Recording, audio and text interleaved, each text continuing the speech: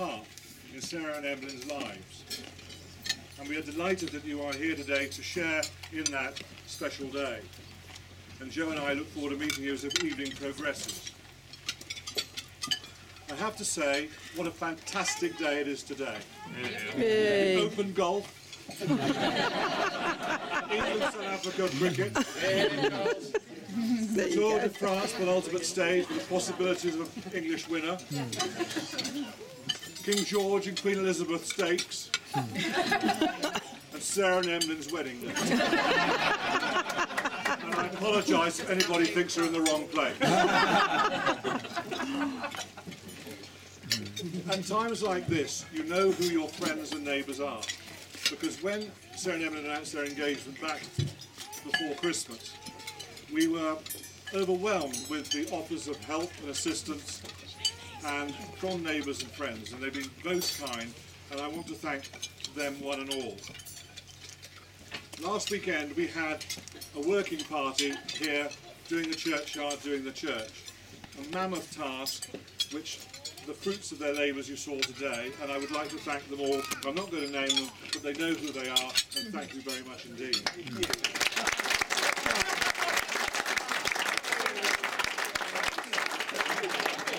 Also includes Sarah's girls this week, who have made life at home here a little bit easier for us. The odd food, doing the odd flower arrangement, fantastic job. Thank you very much, Anna, Ra, and Kat. There you go.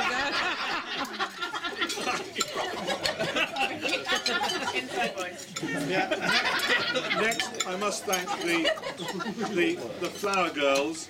Marilyn and Susie have done these flower arrangements here in the tent, and Sally Bannum for doing the flowers in the church. They look absolutely amazing, and thank you all very much indeed.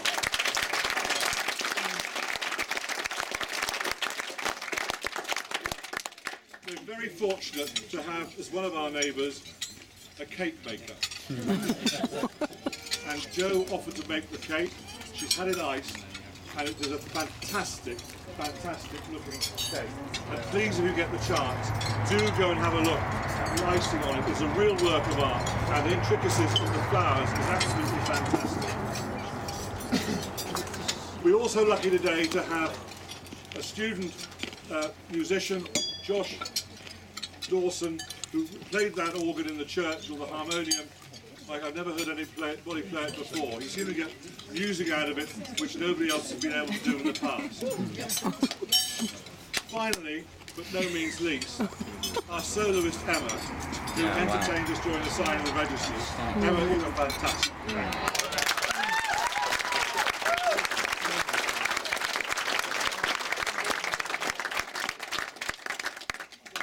PG Stoke Church has never been as full today as I can remember.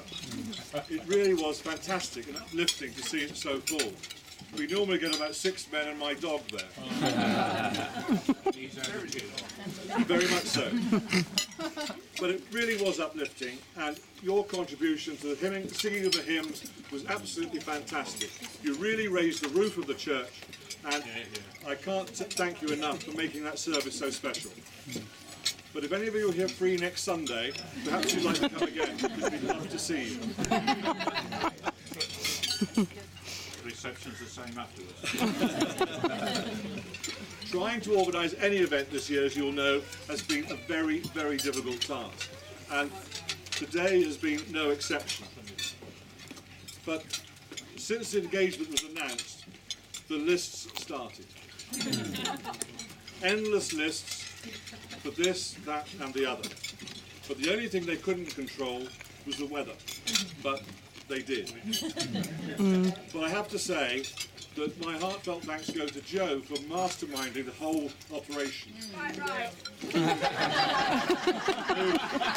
Along with Sarah, the list maker extraordinaire, has created a fantastic day, and thank you both really very much indeed.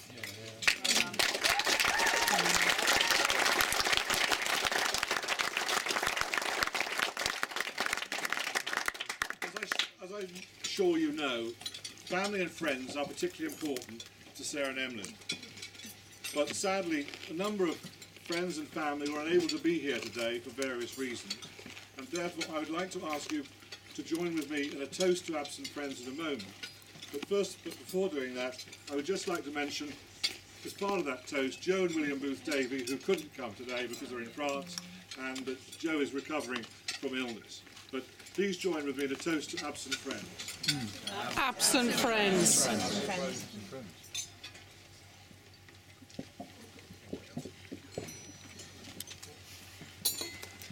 Over the years, I've often wondered how I'd feel when the children got married. Joe and I have been particularly fortunate in having 4 fantastic children, now adults, just as stupid. But I have to say, life would be unimaginable without them. And today is another phase in our family's history. And this afternoon, as we walked to the church, I have to say I was extremely proud of my little girl. As we walked into church, I had great difficulty in keeping a straight face and not shedding that little tear. She looks fantastic and stunning today. And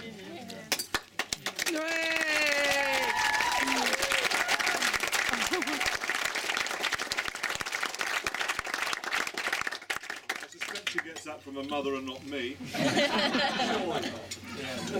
But she is so happy and confident and comfortable in her own skin that I'm a really happy and proud father to give her away to become Mrs. Evans. And as those of you who know me, I don't give things away lightly.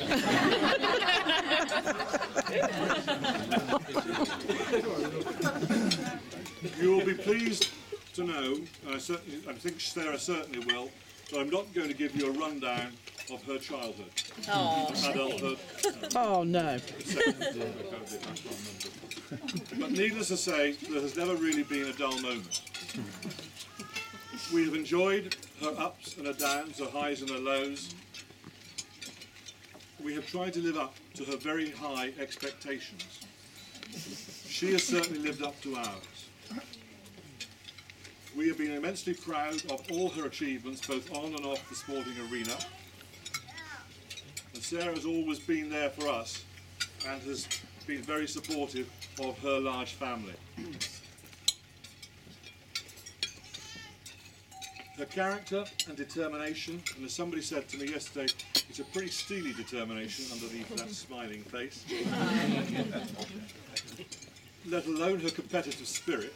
I don't know where that comes from. That comes to the foremost days. And I tell you, it wasn't until last year that I realised that growing tomatoes was a competitive sport.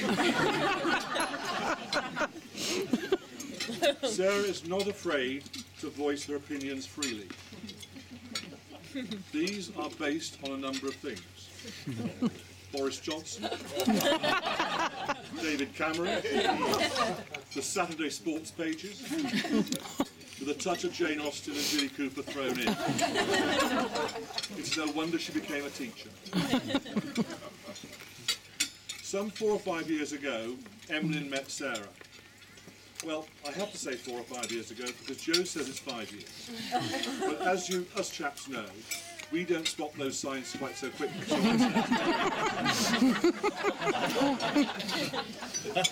During this time, we have seen this relationship grow and develop.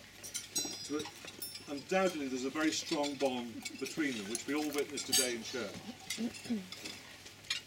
Joe and I are very happy and fortunate in having a son-in-law who has fitted into our family so well, and we are delighted to welcome him as part of our team. While we're talking about my speech today, the other evening, Kate said it was probably the same for you, Dad, when you went to Tommy Gill, which was Joe's family home, as it was for Emily when he came here first of all. When I went and met Joe's family, which is her 5 siblings. Quite daunting. Plenty of opinions, mostly unfounded. But I have to say, I did enjoy it, and I was made to feel very welcome. I only hope that we have made it so easy for Emlyn as they did for me. I know that Becky and Keith have been very welcoming to Sarah in Leamington, and she enjoys being part of their life. And it's great for Jo and I to know that Sarah will have such a support mechanism in the days to come, and that she and Emlyn begin the next phase of their lives.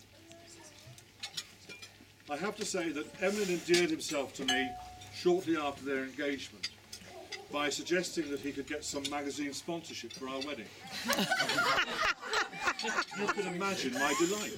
Because it was only a few years ago that Hello magazine took the wedding next door using Beechingstoke Church, so I thought at least they'll know their way around. A couple of weeks later, Emlyn called me. So I said, "Is everything okay?"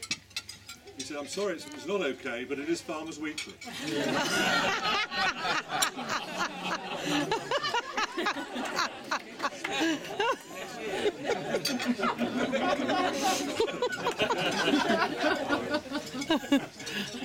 Over the last few weeks, the two boys have been trying to persuade me to say that the speech would not be complete without some mention of Emlyn's Welsh heritage. But for once, I'm going to take Jo's advice. I have to say, as always. And I will behave. But I hope that you will all agree with me that today has not only seen the marriage of Sarah and Emlyn, but the coming together of the union of two great rugby-playing nations. Well, one great rugby-playing nation at least.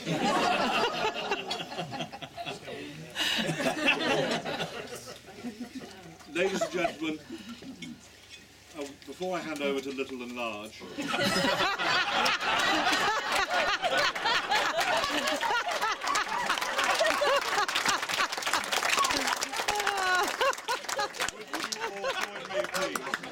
in a toast to Sarah and Emlyn, wishing them health, wealth and long life together. Sarah and Emily. I can't get up because I can't move my chest. Very good.